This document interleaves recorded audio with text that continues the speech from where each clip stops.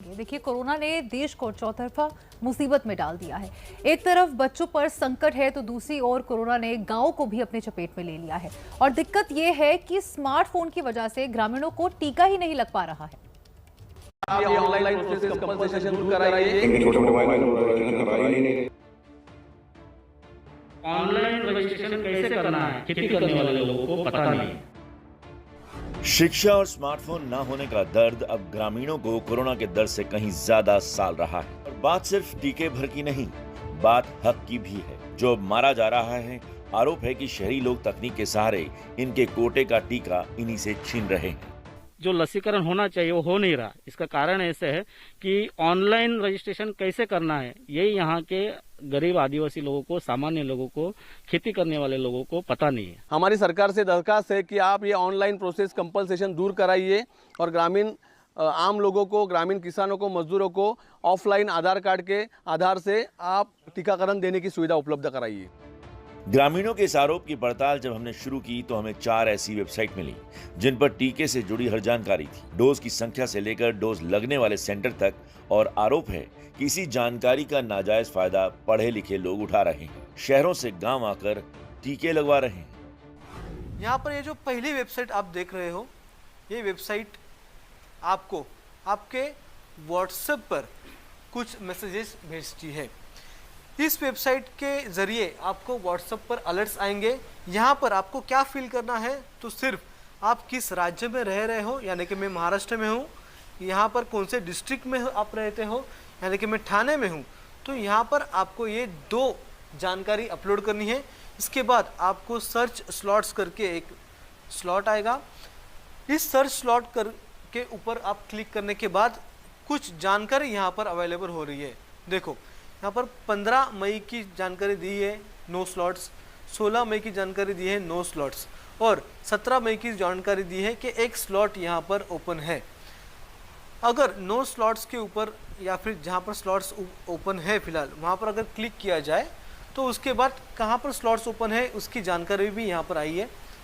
ये जो वेबसाइट है, यहाँ पर अगर स्लॉट्स ओपन नहीं है तो आपको अपना व्हाट्सएप नंबर इस वेबसाइट को देना होता है।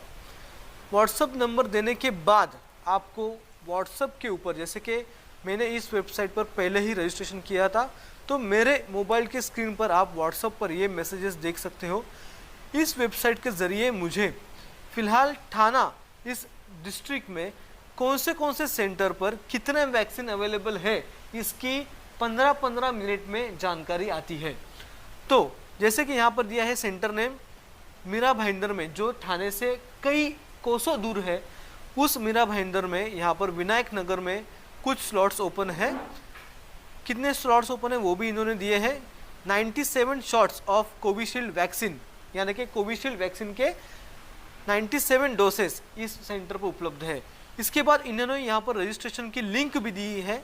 इस लिंक पर क्लिक करने के बाद मैं तुरंत जाकर कोविन ऐप पर ये स्लॉट जो है वो बुक कर सकता हूँ। समस्या एक और है, आम आदमी को बार बार कोविन ऐप पर जाकर ऑनलाइन स्लॉट देखने पड़ रहे हैं, लेकिन जिन लोगों ने इन वेबसाइट पर खुद को रजिस्टर किया है उनको स्लॉट पहले मिल रहे हैं।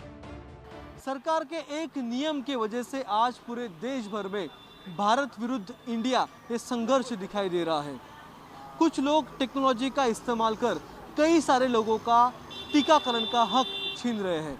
अगर ये संघर्ष रोकना हो तो सरकार को अपने ऑनलाइन रजिस्ट्रेशन के नियम में बदलाव करने की आवश्यकता है।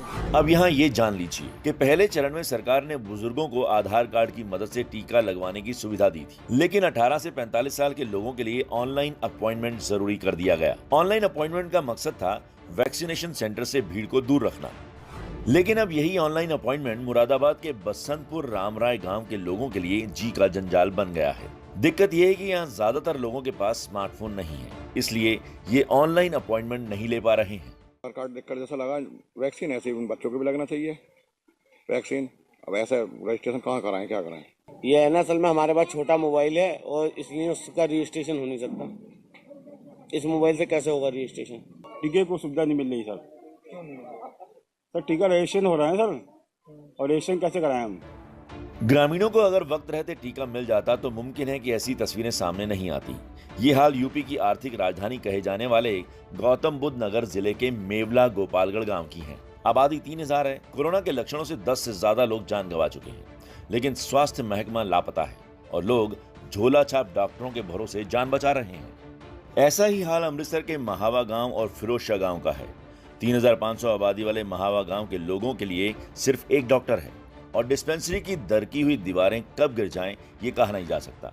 फिरोजशाह गांव में 25 से 30 लोग संक्रमण से जान गंवा चुके हैं और वैक्सीनेशन सिर्फ 10% आबादी का ही हुआ है। जागरूकता में कमी की वजह से संक्रमण के फैलने का खतरा लगातार बना हुआ है। वैक्सीन नहीं कोई हैगी, कोई उसकी दवाई नहीं हैगी, कोई उसकी सानू ऑक्सीजन जे किसी की घट जाए ऑक्सीजन नहीं मिल रही। सिर्फ कोरोना नाम की एक बीमारी चली, मूँह ते पट्टा बंध लो या मूँह ते मास्क बंध लो, ये मास्क लवाई जा रहे हैं। जी सानू चीज़ की जरूरत है वो सानू चीज़ मिल रही। पेशेंट तो आ रहे हैं मगर उनकी फैसिलिटी के लिए ना तो इधर कोई हॉस्पिटल है, सेंटर की तरफ से जो CHO को इधर उनके लिए कमरा तक नहीं है, ना कोई टीका वैक्सीन ला रहे हैं, ना कोई इतने कोई हो रही है नहीं। ऐसा नहीं कि सरकार का पूरा फोकस शहरों पर है और गांवों को अनाथ छोड़ दिया गया है। राज्य अपने अपने स्तर पर गांवों में भी टेस्टिंग और टीकाकरण कार्यक्रम चला रहे हैं, लेकिन तैयारियों के मुकाबले आबादी ज्यादा है। इसलिए मौजूदा वक्त में जरूरत जमीन पर उतरकर तैयारियों की समीक्षा की है ताकि कमियों को दूर किया जा सके।